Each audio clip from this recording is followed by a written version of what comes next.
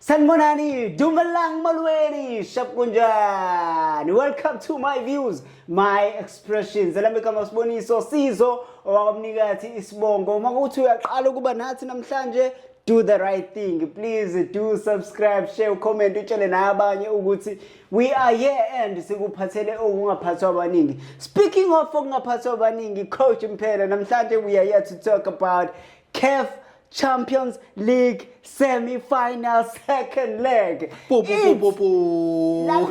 it's the Egyptians versus South Africans. Al Ahly versus Mamelodi Sundowns. And we have Pyramids versus Orlando Pirates. As a South Africa, they want to advance to the final of the CAF Champions League.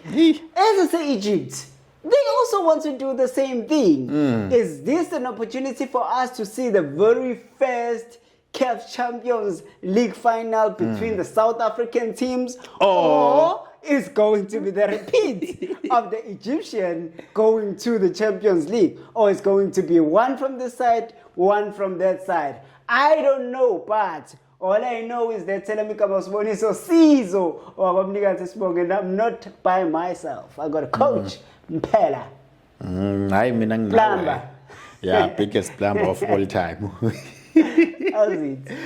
Mfowethu hayi ngabe usuzwile khamba kahle mfowethu hayi nice hood mfowethu ngishoda nje ukuthi ibhala ukuthi my views my expressions Ibhaliwe la ngemuva. Awu nakya awuphenduka ubashana u10 around Manishake 360 bathi ngibuva sisiqedile.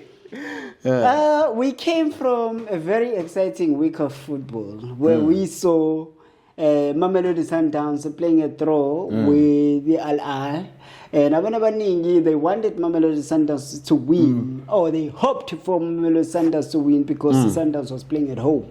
But unfortunately, that wasn't the case. And we saw Orlando Pirates and Pyramids in Orlando Stadium, and we were rooting behind Orlando Pirates to win. But unfortunately, that wasn't the case. But they both, Mamelodi Sundowns and Orlando Pirates, managed to keep a clean sheet at home. Very important. So to avoid the away goal, which we thought then it was key. But now we're going on Friday at 6 o'clock to see Al Ahly versus Mamelodi Sundowns. And then at 8 o'clock, Pyramids and Mamelodi Sundowns. Now, the South Africans are playing away from home. Are they going to be able to sustain this pressure that is going to be brought by the Egyptian? No. Are they going to be successful in maybe getting one away goal and advance? That is what we are here for. Let's talk about that. Yeah, Baba. It's very difficult. Very, very, very difficult. Yeah. You see, out of all these group stages, knockouts, quarterfinals, semi-finals, it's very difficult. For me, we just need to congratulate, as we did in the past few weeks, that South African teams, they have made a mark because the whole of Africa, 53, 54 countries, they will be watching just 4 teams from South Africa versus Egypt. Yeah.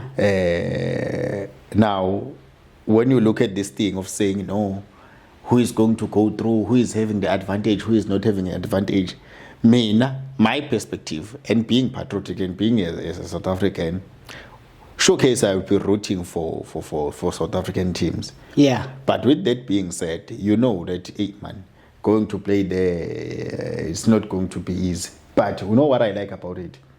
Sometimes I've been going there to North Africa. They know the place, they know the atmosphere, they know mentally. Because you see, if you are from this from the SADC region, when you visit Abo MC Algeria, when you go and visit Abo Esfa or Abo Wydad Casablanca or RS Berkane Morocco, or when you go to Egypt, you visit Abo Zamalek, you visit Abo Al Ahly, you visit Abo Pyramid, and then lastly, when you able to go to Esperance, you face Abo or Etoile de Sahel or Constantine, you face Abo Esperance de Tunis.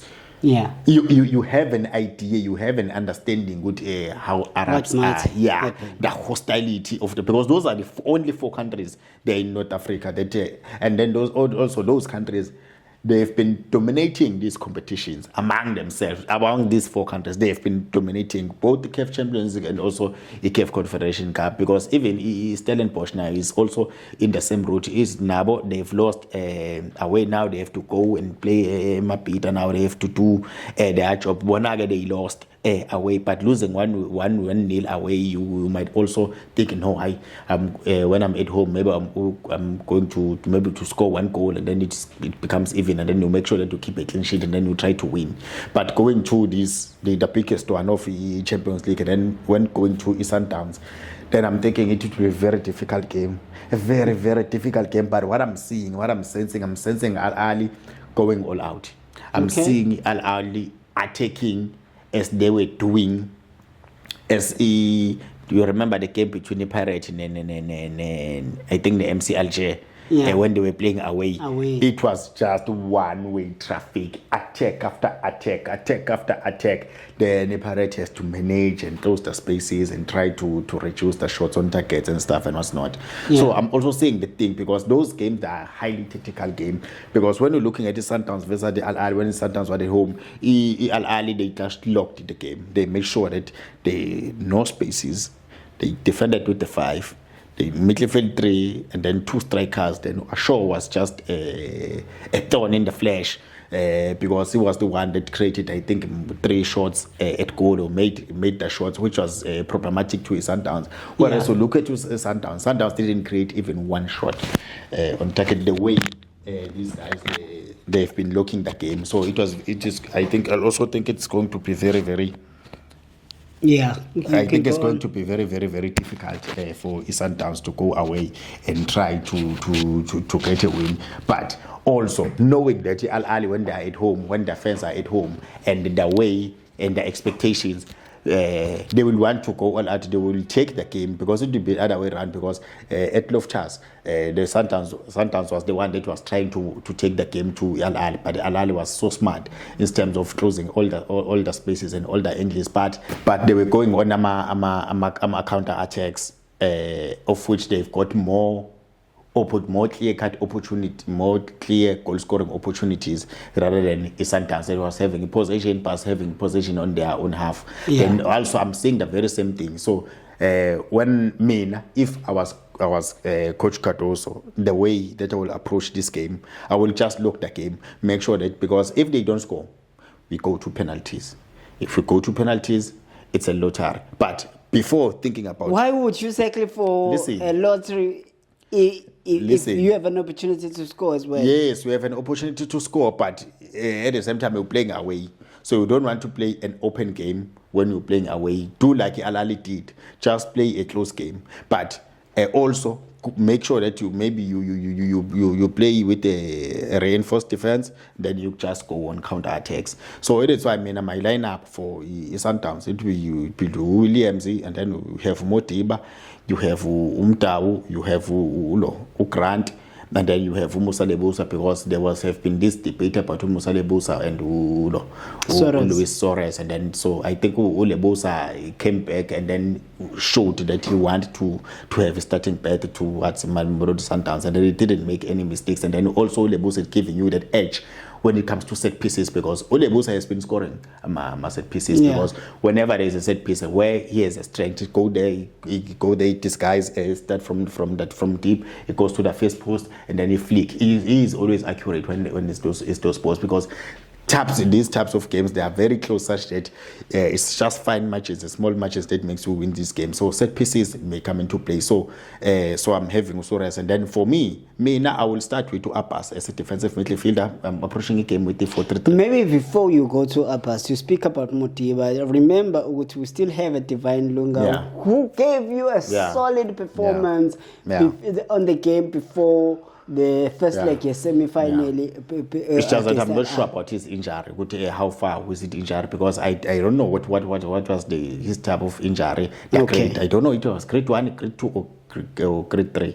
The fact that I didn't see him on the bench 7 days ago, I don't think he will be available. So now I need to work with what I have. With because what you have, yes. sure. So now it means now I have Opas as a midfield, and then I'm having Mkwena as a 8, I'm having Marcelo as a 8, and then now I need to start Urepero on the left wing forward. I need to start with Urepero, start with Chapelo Mbreno on the right wing forward. Then I will start with Reinas. So me, if I was a coach, going to sacrifice in the Shalulile, starting with Shalulile, for me, it doesn't help Sundowns. And also having Adams in the pitch, especially when we're playing away, for me, it won't help. Chambazwane came back and gave Sundowns the tick. You could see that, okay, now the goals, because if you could see the previous game, that if Zwane maybe played 30 minutes or something like that, you could see that something was going to happen coming. Because he was unlocking, because we need to unlock it defense with those 10s, because Chambazwane Bafwetu is the master of half spaces.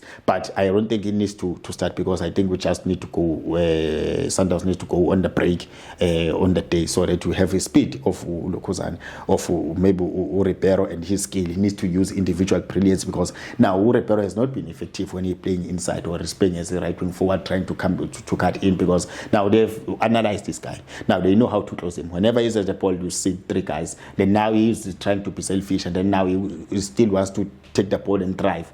Whereas he needs to just take one pass, take the pressure, because he's addressing the guys, maybe three guys, just take the ball to the uncongested area, so that the team can score. Mau Repero, he always thinks, no, he has to do the things, he is the big player. So I will just advise, no, Repero, just go there on the left, and then if Repero at halftime, I'm changing Repero, then I'm putting I'm giving the chance to Matthews, so that still we go on the break, we're putting more of our power. Then maybe if I see that maybe I'm not winning, then maybe I can introduce Ushadulile now, to try and score. Especially now, maybe I will be going with the crosses, trying to go with the crosses, and then because I know Ushadulile has a strength there, then now we'll start going with the But who's giving you crosses? Because one thing for sure, Mdau is not bringing you any crosser for any header.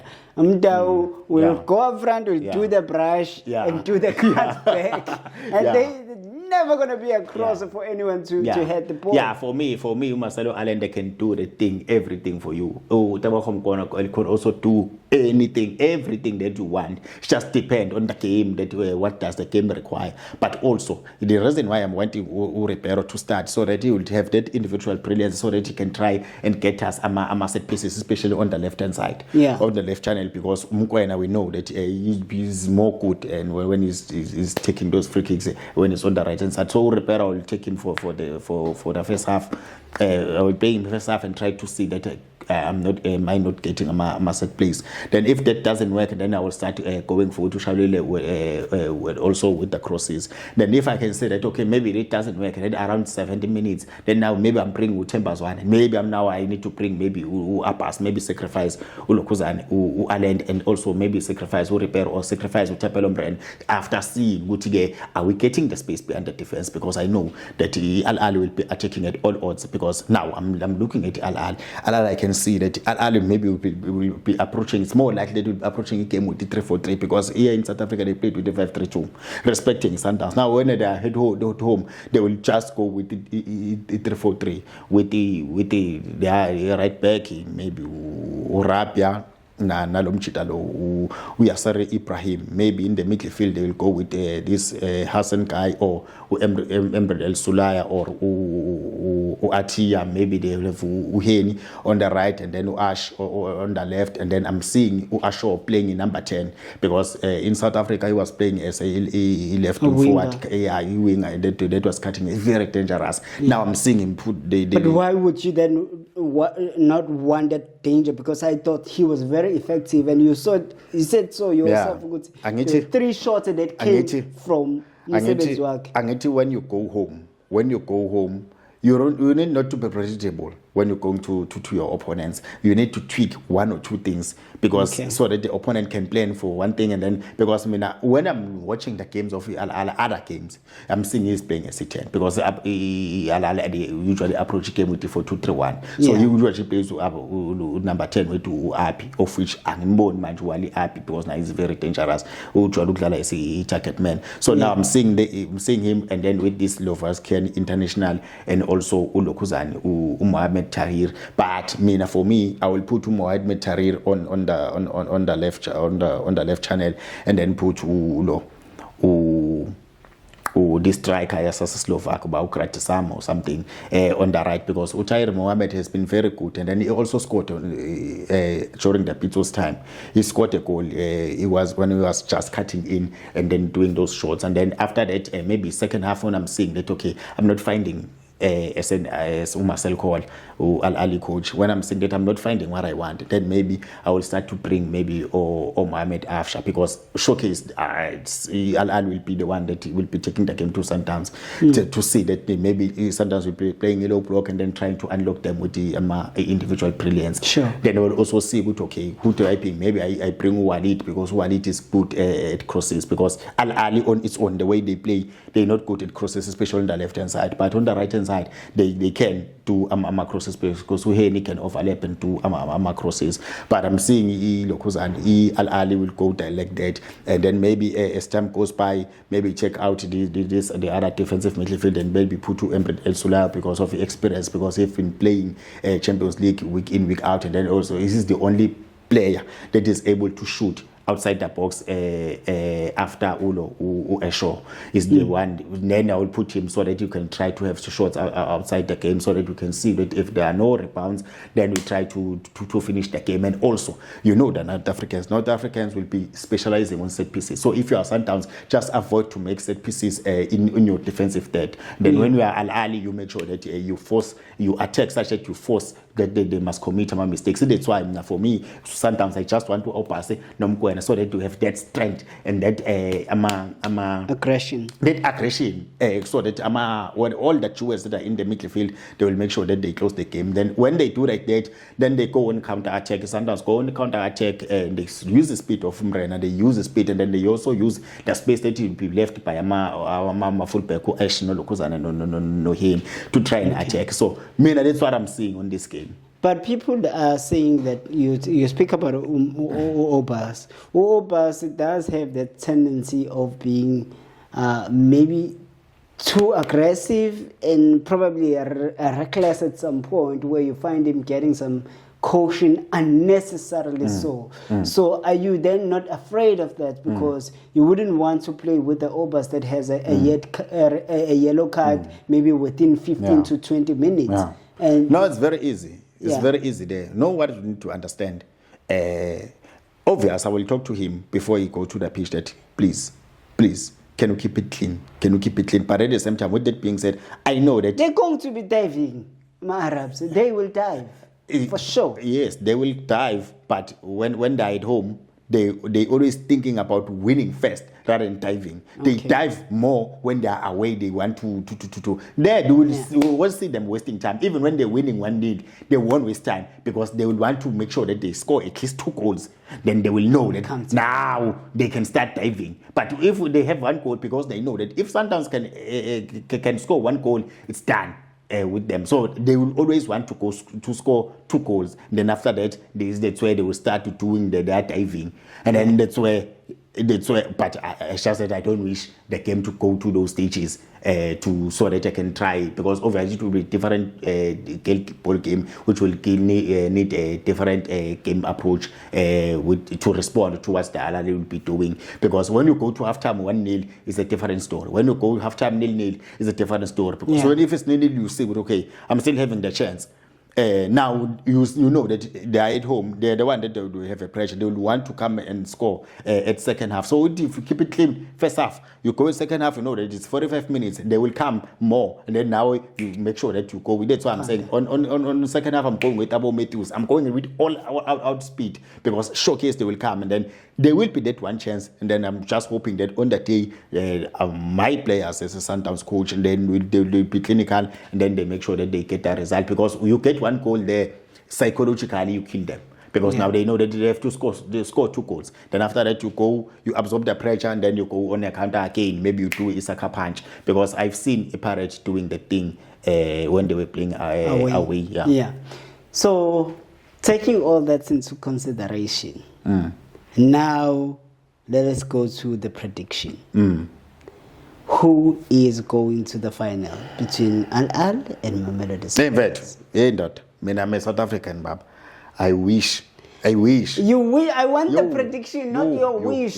We all wish South Africans to lift it. I told you that I want the final of Pirates and Sundowns. I don't care who wins it after the. But I'm saying 1-0 Sundowns. Sundowns win. 1-0. 1-0. Tapelo Mreno. 1-0. 1-0, and then they close the game, and then 1-0, maybe 80 minutes, 1-0, 80 minutes, and then it's done. Then it will be silent in Cairo, and then Sundowns will be just managing the game, then they go.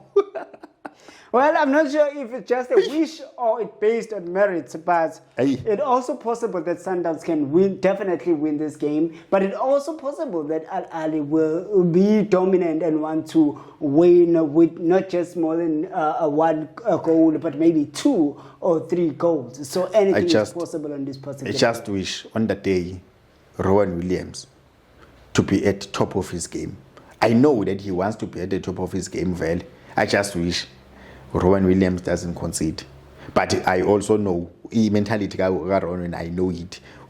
He always knows that he's much closer to the final. So he will make sure he'll speak to Mashadi's defense well, especially on set pieces. Because I so wish they can work so hard on making sure that they defend, because those guys versus Egypt, they're very aggressive set pieces, and they are very good.